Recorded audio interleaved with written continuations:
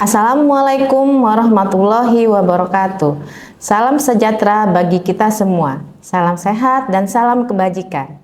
Perkenalkan, nama saya Oktavierona SKM MKes. Saya dosen program studi Kesehatan Masyarakat Fakultas Ilmu Kesehatan dan Sains Universitas Bakti Pertiwi Indonesia.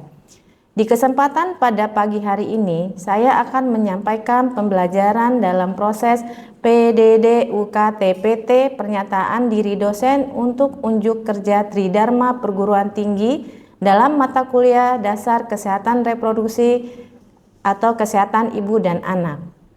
Saya mengajar mata kuliah Dasar Kesehatan Reproduksi, Kesehatan Ibu dan Anak pada semester genap di tahun akademik 2024-2025 dengan bobot 2 SKS, dan mata kuliah Dasar Kesehatan Reproduksi, Kesehatan Ibu dan Anak merupakan mata kuliah wajib dengan kode mata kuliah KM.208.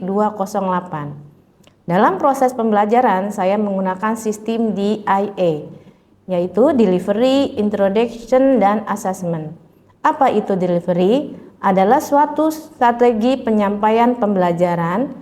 Orientasinya adalah tujuan pembelajaran yang ingin dicapai setelah proses pembelajaran berlangsung dalam meningkatkan relevansi pembelajaran, yaitu dengan menyampaikan pernyataan yang sesuai dengan tujuan. Introduction adalah pengenalan atau pendahuluan, memberitahu tujuan pembelajaran yang akan dicapai. Lalu assessment adalah upaya untuk mendapatkan data atau informasi dari proses dan hasil pembelajaran untuk mengetahui seberapa baik kinerja mahasiswa. Contohnya adalah sistem penilaian. Adapun deskripsi mata kuliah Dasar Kesehatan Reproduksi, Kesehatan Ibu dan Anak ini adalah mata kuliah ini membahas penatalaksanaan masalah kesehatan reproduksi, mengetahui dasar-dasar ilmu kesehatan masyarakat terkait sistem reproduksi terpadu sesuai dengan siklus hidup. Lalu menjelaskan berbagai isu permasalahan kesehatan reproduksi terkini di masyarakat. Lalu untuk mengetahui pendekatan siklus hidup, kesehatan remaja, kesehatan reproduksi terpadu, keluarga berencana, kesehatan ibu, kesehatan neonatal, bayi dan anak, dan kesehatan lansia. Mata kuliah Dasar Kesehatan Reproduksi ini diselenggarakan dengan pendekatan blended learning, yaitu perpaduan antara pembelajaran luring, tatap muka, dan juga daring. Mahasiswa dapat mengakses mata kuliah, mengunduh RPS, serta mengunduh tugas secara online melalui platform Learning Management System atau yang dikenal dengan istilah LMS pada http://learningstickers.bpi.ac.id. Sementara diskusi interaktif, study kasus, dan presentasi dilaksanakan secara langsung di kelas. Metode pembelajaran yang digunakan adalah System Study Learning Center atau yang dikenal dengan istilah SLC, di mana sistem tersebut merupakan metode pembelajaran yang menempatkan mahasiswa sebagai subjek pembelajaran sehingga peserta didik akan belajar lebih aktif, kreatif, mandiri, dan inovatif sesuai kemampuan individu masing-masing. Sistem SLC ini dalam pembelajaran saya terdiri dari 3, yaitu yang pertama, pembelajaran interaktif dosen, memaparkan materi di dalam kelas dan menyisipkan pertanyaan kepada mahasiswa serta meminta pendapat mahasiswa.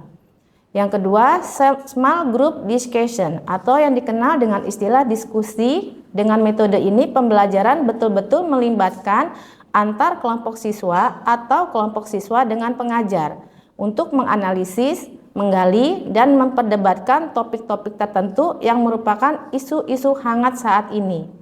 Lalu yang ketiga, self-direct learning, di mana metode ini berbentuk pemberian tugas belajar kepada siswa seperti tugas membaca, kemudian membuat ringkasan. Untuk capaian pembelajaran pada mata kuliah Dasar Kesehatan Reproduksi ini meliputi capaian pembelajaran aspek sikap, yaitu menjunjung tinggi nilai kemanusiaan dalam menjalankan tugas berdasarkan agama, moral, dan etika.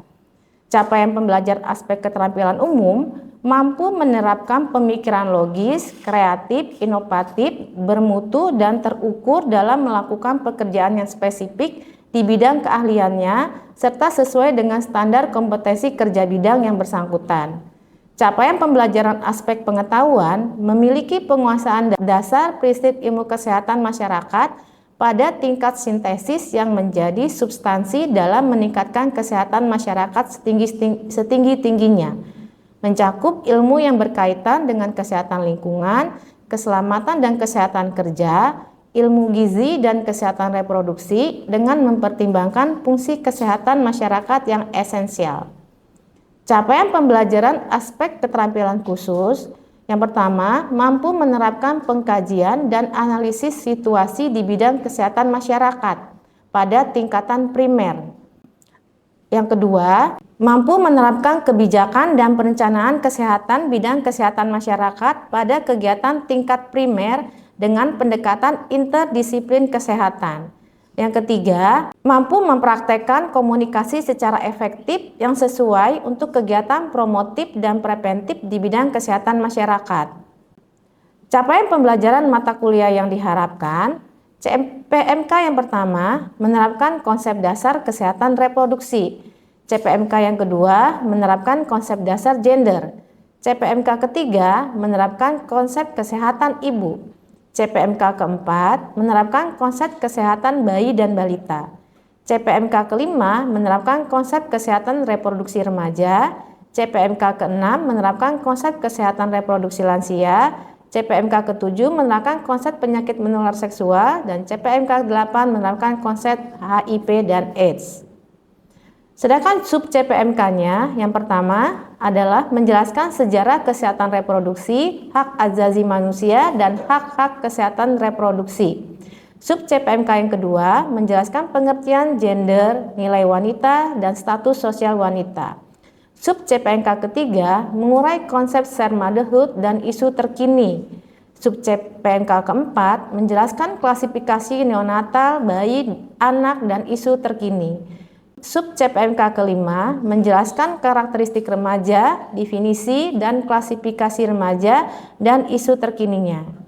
Sub CPMK keenam menjelaskan definisi dan klasifikasi lansia. Sub CPMK ketujuh menerapkan pengertian penyakit menular seksual. Sub CPMK yang ke-8 menjelaskan pengertian HIV dan AIDS. Selanjutnya, untuk bahan kajian dalam mata kuliah ini adalah yang pertama, konsep kesehatan reproduksi gender. Yang kedua, seksualitas dan gender. Yang ketiga, AKI dan determinannya. Yang keempat, angka kematian bayi dan determinannya. Yang kelima, kesehatan reproduksi dan pasangan usia subur. Yang keenam, keluarga berencana dan family planning. Yang ketujuh, kesehatan reproduksi remaja. Yang kedelapan, pelayanan antenatal dan nifas. Media pembelajaran pada mata kuliah dasar kesehatan reproduksi, kesehatan ibu dan anak adalah yang pertama modul, yang kedua PowerPoint, study cases, artikel ilmiah, yang ketiga adalah video pembelajaran. Baik, sebelum memulai pembelajaran, saya selalu mengawali dengan mengucapkan salam, berdoa bersama, melakukan absensi kehadiran, dan mereview mata perkuliahan yang sudah saya berikan pada pertemuan minggu sebelumnya. Sehingga saya selaku dosen mengetahui sejauh mana pemahaman mahasiswa terhadap materi mata kuliah yang diberikan. Kriteria penilaian mata kuliah dasar kesehatan reproduksi terdiri dari 6 komponen. Yang pertama, aktivitas partisipatif ini 15%, hasil proyek 15%, kognitif tugas 10%, kognitif kuis 10%, kognitif UTS ini 25% dan kognitif UAS 25%. Penilaian dilakukan secara objektif berdasarkan indikator seperti ketepatan dan penguasaan materi serta kemampuan untuk menganalisa studi kasus. Dan hasil evaluasi saya sampaikan kepada mahasiswa sebagai bagian dari proses umpan balik untuk meningkatkan kualitas pembelajaran. Baiklah, itu yang dapat saya sampaikan untuk proses pembelajaran dengan menerapkan DIA, Delivery, Introduction, dan Assessment. Selanjutnya, saya akan menampilkan video pembelajaran di kelas secara luring pada mata kuliah dasar kesehatan reproduksi dengan materi konsep dasar kesehatan reproduksi remaja. Selamat menyaksikan. Wassalamualaikum warahmatullahi wabarakatuh. Ya. Baik, selamat siang Assalamualaikum warahmatullahi wabarakatuh. Waalaikumsalam warahmatullahi wabarakatuh. Senang sekali hari ini kita bisa berjumpa kembali dalam mata kuliah Dasar Kesehatan Reproduksi, Kesehatan Ibu dan Anak untuk melanjutkan materi berikutnya. Ya, oleh karena itu sebelum kita memasuki materi, baiknya sebelum berkuliah ini kita berdoa menurut agama dan kepercayaan masing-masing. Berdoa dimulai.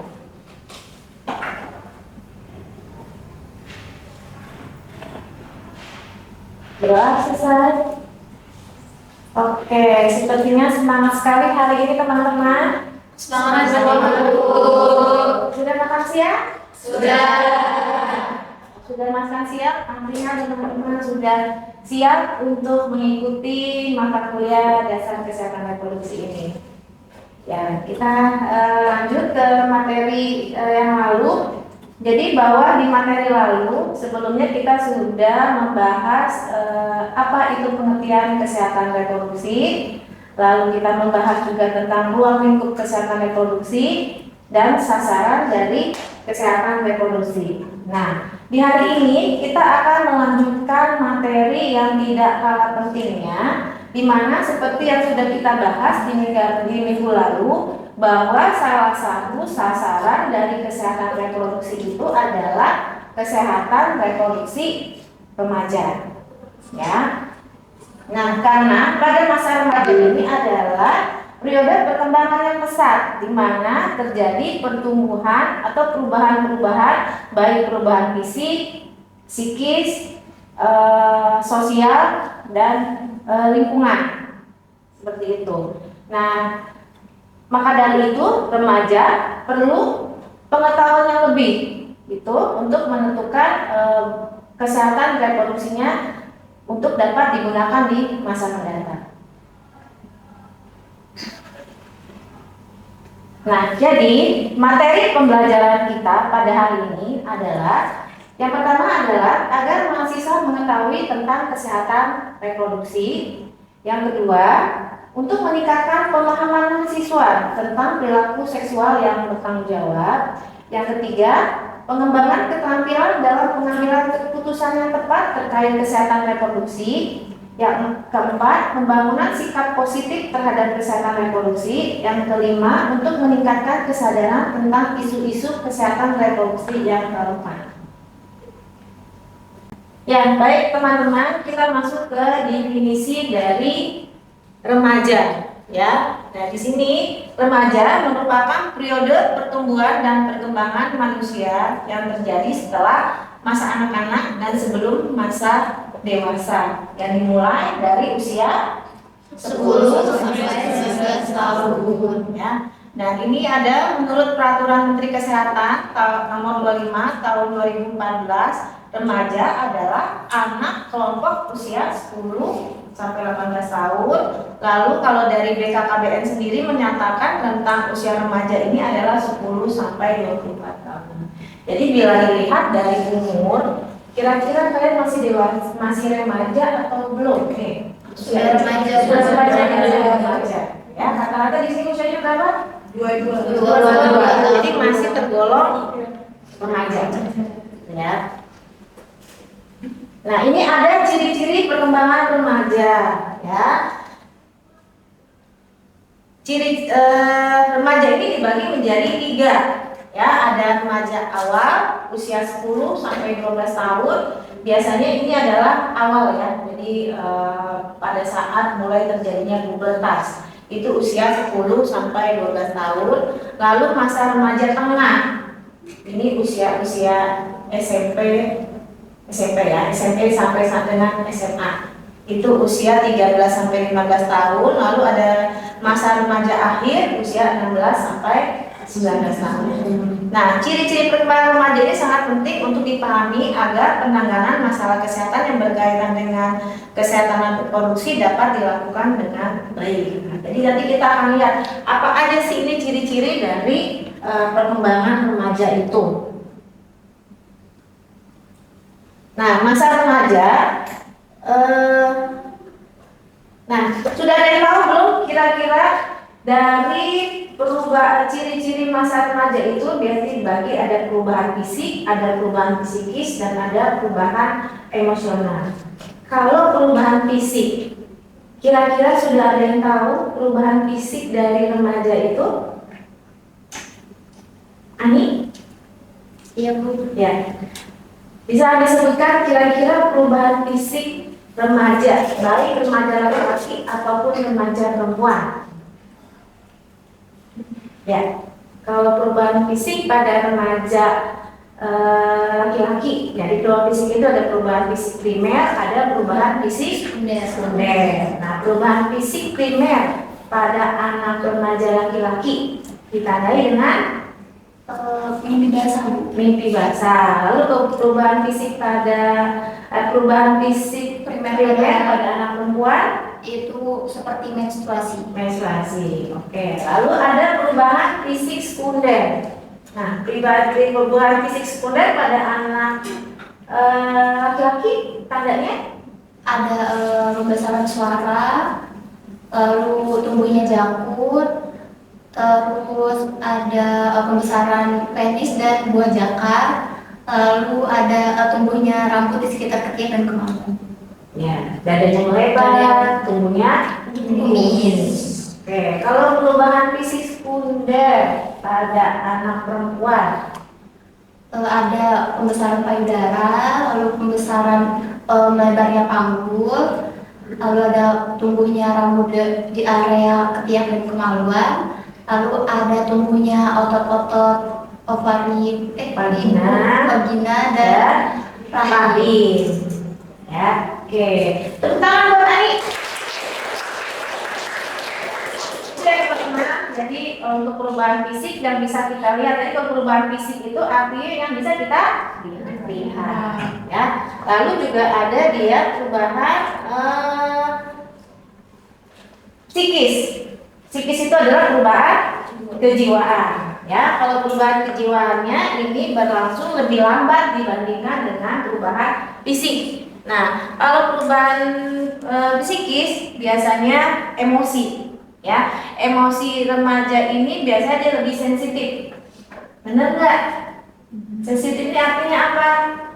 Dia mudah menangis, mudah cemas, mudah tertawa, ya enggak?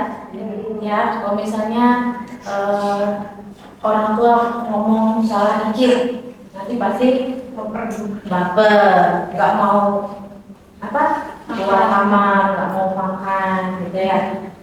Itu salah satunya ya, sensitif. Terus agresif dan mudah bereaksi terhadap rangsangan luar yang berpengaruh, sehingga biasanya mereka berkelahi. Jadi nggak boleh disenggol anak-anak remaja ini, karena dia itu tadi ingin menunjukkan jati dirinya. Makanya kenapa kalau dilarang itu mereka pasti tidak suka, gitu. Ya, itu tadi. Oh, ini saya loh, gitu. Saya dari anak kecil menuju dewasa, gitu. Ya, jadi mereka lebih agresif. Lalu ada perkembangan inteligensia sehingga remaja menjadi mampu berpikir abstrak, suka memberikan kritik. Betul nggak? Betul. Iya, dia suka mengkritik sesuatu yang menurut dia itu tidak benar, gitu ya, karena dari dia sudah mulai berpikir secara abstrak tadi. Lalu ingin mengetahui hal-hal baru sehingga muncul perilaku ingin mencoba-coba. Nah, apa ini contohnya? Merokok, ya. Kalau ngeliat orang tua merokok di rumah, pasti dia ada perasaan tuh, apa sih rasanya rokok?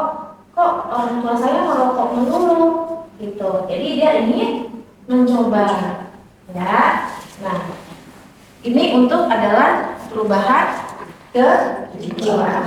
Ya, jadi ada perubahan fisik, ada perubahan psikisnya. Nah, kesehatan remaja ini sudah dipisahkan dengan kesehatan remaja secara keseluruhan, karena gangguan kesehatan remaja akan menimbulkan gangguan pada kesehatan reproduksi.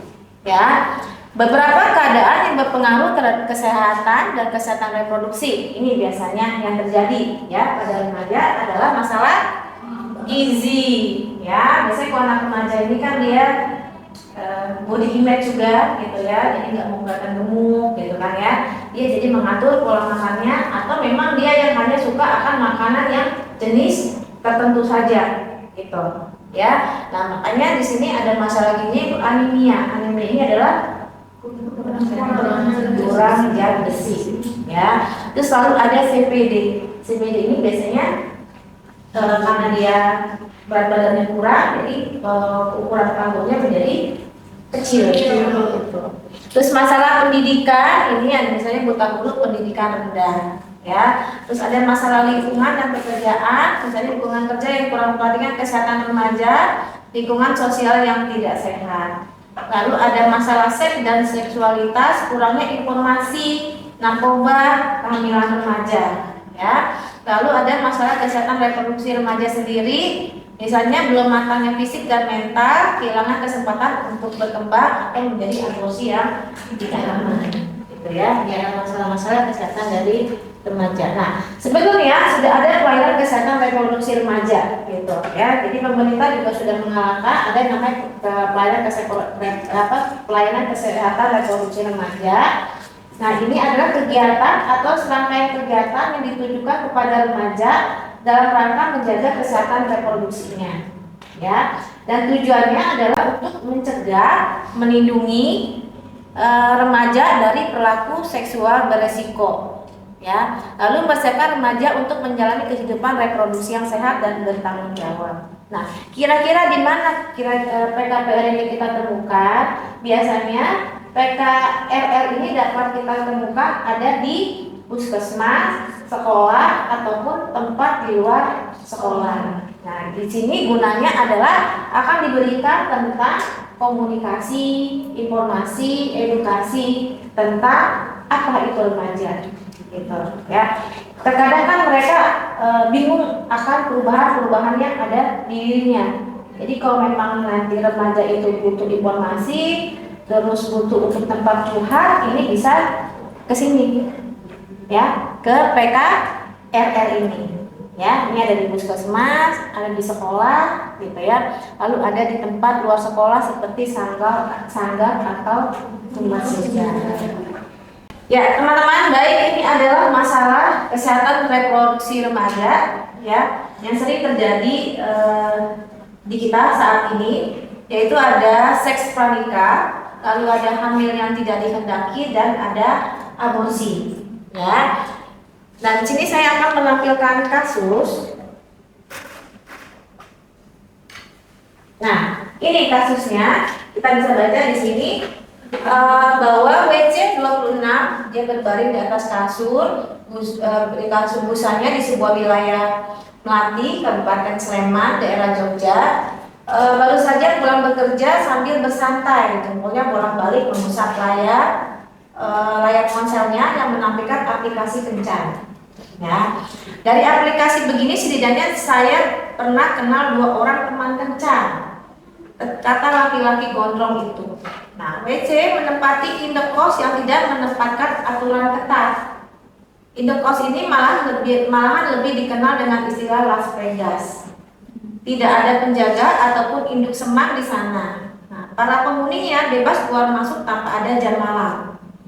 WC mengenang kali pertama ia berhubungan seksual semasa mengenyam bangku perkuliahan pada tahun 2019 silam.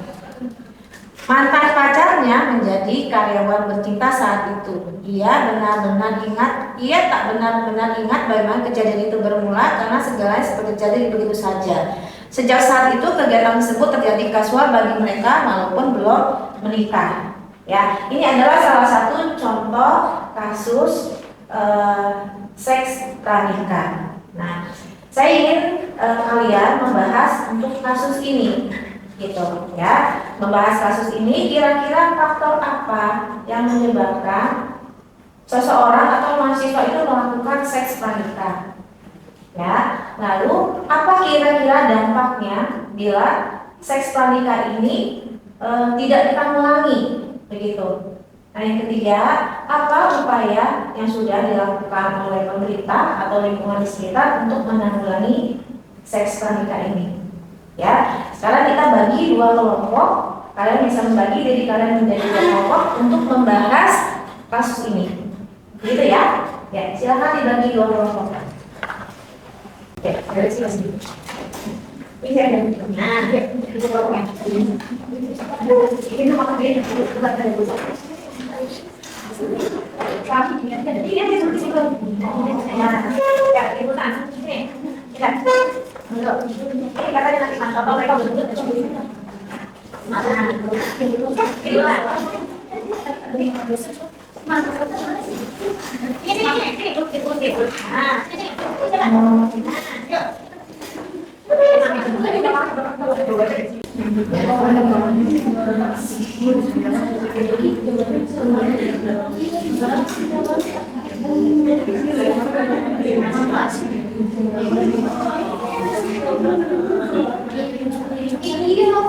Ya, baik teman-teman, hasil diskusi sudah selesai semua? Sudah, Bu. Ya, boleh dibacakan untuk hasil diskusinya? Silakan, Ani. Cek. Di sini ada faktor-faktor yang mempengaruhi seks pranikah, yaitu yang pertama ada faktor internal, yaitu rendahnya kontrol diri. Remaja dengan kontrol diri yang lemah cenderung lebih mudah terpengaruh oleh dorongan seksual dan impuls. Yang kedua, rasa ingin tahu dan mencoba-coba.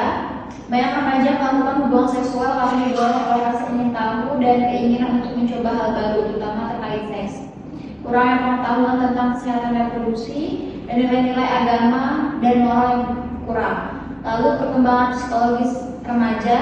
Masa remaja adalah masa pencarian identitas dan kemandirian yang dapat mendorong remaja untuk mencari pengalaman baru, termasuk pengalaman seksual. Lalu ada pengaruh hormon dan perubahan fisik. Pengaruh hormon pada masa remaja dapat meningkatkan dorongan seksual dan keinginan untuk mengeksplorasi pengalaman baru. Lalu ada faktor eksternal, yaitu pengaruh teman sebaya, misal tekanan dari teman sebaya. Yang kedua, pengaruh media massa, yaitu konten seksual secara eksplisit. Lalu gaya hidup hedonis, berorientasi pada kesenangan sesaat dan pengawasan orang tua yang kurang. Terima kasih, Ani. Ya, baik teman-teman, itu adalah untuk materi kita hari ini tentang kesehatan reproduksi manusia. Ya, untuk minggu depan nanti ada tugas yang akan saya berikan di LMS, ya, seperti biasa kalian mengupload ke dalam LMS untuk tugas individunya. Demikian, masih ada pertanyaan yang disampaikan? Cukup. Baik, terima kasih untuk kehadirannya. Sampai ketemu lagi minggu depan. Assalamualaikum warahmatullahi wabarakatuh. Waalaikumsalam